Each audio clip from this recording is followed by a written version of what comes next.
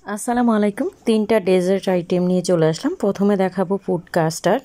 তো এটার জন্য আমি লিকুইড দুধ নিয়ে নিলাম। দুধটাকে আমি জাল করে নেব। এর মধ্যে আমি জাফরান ভেজানো পানিটাও এটার সাথে মিক্স করে একসাথে জাল করে নেব।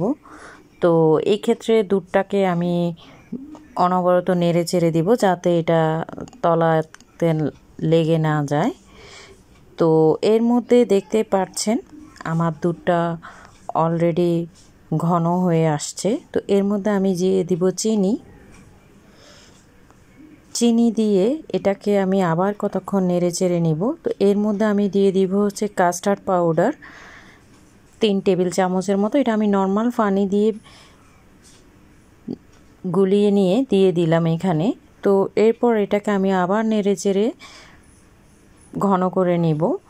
তো এই কাস্টার্ডটা কিন্তু একটা ডেজার্ট আইটেম যেটা সবারই পছন্দ, সব বয়সের মানুষেরই।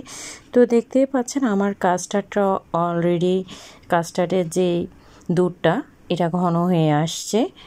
তো এ পর্যায়ে আমি এটাকে নেড়ে চেড়ে ঘন করে আরেকটু ঘন করে নেব। তো আমার মনে হচ্ছে এটা অলরেডি ঘন হয়ে আসছে, দেখতেই পাচ্ছেন আপনারা। তো এই কাস্টার্ডটা কিন্তু যে কোনো ধরনের অনুষ্ঠান বলেন, যে কোনো ধরনের বলেন, এটাতে আপনারা কিন্তু এটা ট্রাই করতে পারেন। তো এটাকে আমি ঠান্ডা করে এখন আমি এটার সাথে ফলগুলো অ্যাড করব। প্রথমে দিয়ে দিচ্ছি আনার দিয়ে নেড়ে চেড়ে নিব। এরপরে দিয়ে দিব আপেল। তো আপনারা এখানে যে কোনো ধরনের ফল দিতে পারেন, আমারটাই যে দিতে হবে এমনটা না। আমার হাতের কাছে যেগুলো ছিল আমি ওগুলাই দিয়ে দিচ্ছি খেজুর, তারপরে আঙ্গুর, এরপরে দিয়ে দিব কলা। আর এই ডেজার্টটা আসলে বাচ্চাদের জন্য খুব হেলদি একটা খাবার, সবার জন্যই, বিশেষ করে বাচ্চাদের জন্য যারা বাচ্চারা এমনিতেই ফল খেতে চায় না, তাদের জন্য এটা আপনারা ট্রাই করতে পারেন। এটা খুবই মজাদার একটা রেসিপি বলতে পারেন। তো দেখতেই পাচ্ছেন আমার কাস্টার্ডটা অলরেডি হয়ে গিয়েছে, একদম খাওয়ারের জন্য রেডি। তো এই কাস্টার্ডটা কিন্তু আপনারা ফ্রিজে ঠান্ডা করে রেখেও কিন্তু খেতে পারবেন।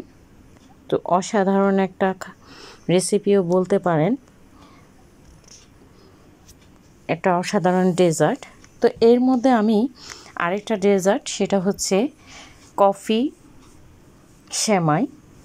তো এই জন্য আমি নিয়ে নিলাম কফি, এই অন্যরকম সেমাই বলতে পারেন, লম্বা সেমাই 250 গ্রামের মতো নিয়ে নিলাম। বাদাম, সাবুদানা, এরপর নিয়ে নিচ্ছি কিশমিশ, খেজুর, এরপর নেব হচ্ছে গুড়, এরপরে নিচ্ছি বাটার, গলানো বাটারটা, আর নিচ্ছি পানি।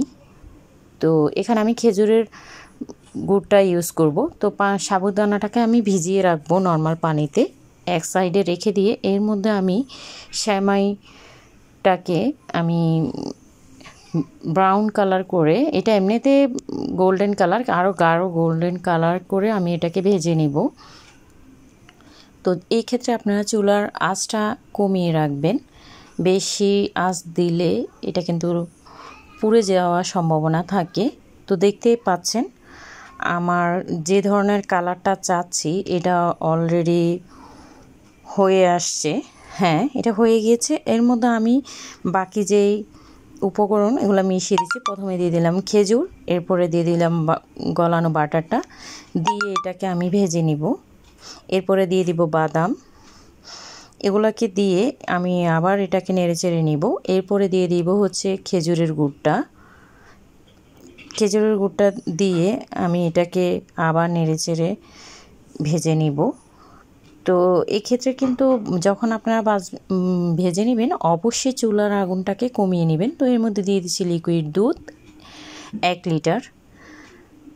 তো ডেজার্টটা আসলে কি এটা অন্যরকম ডেজার্ট, যেটা আপনারা খেলে নিজেরাই বুঝতে পারবেন। তো এর মধ্যে আমি সাবুদানাটাও দিয়ে দিয়েছি, কারণ এটা সিদ্ধ হতে সময় লাগে।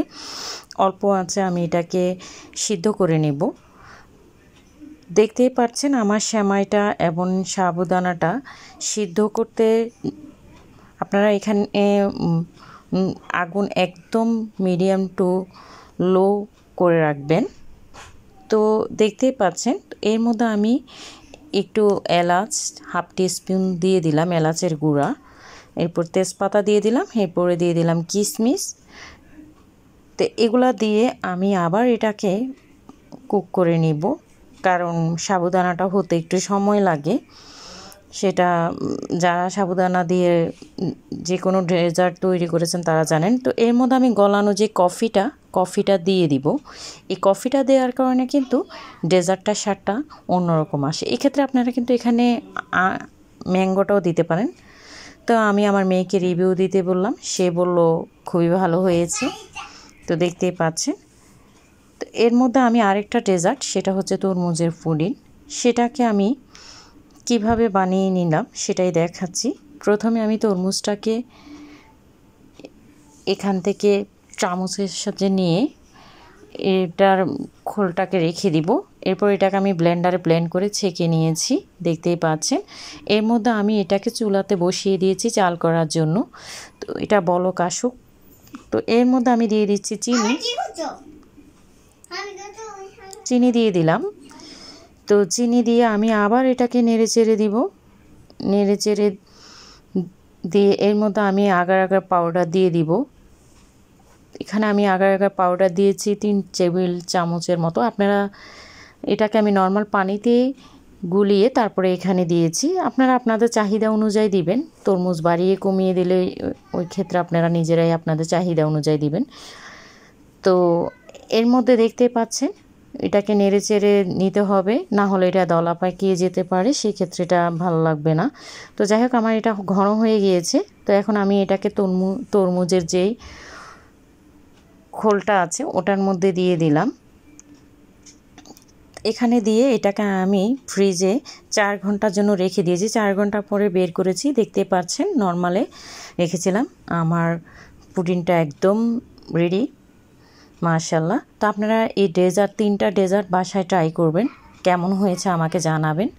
আর আমার এই রেসিপিগুলো যদি আপনাদের এতটুকু ভালো লাগে একটা লাইক দিবেন, কমেন্ট করবেন, আর আমার চ্যানেলটাকে সাবস্ক্রাইব করতে ভুলবেন না। তো সবাইকে অসংখ্য ধন্যবাদ।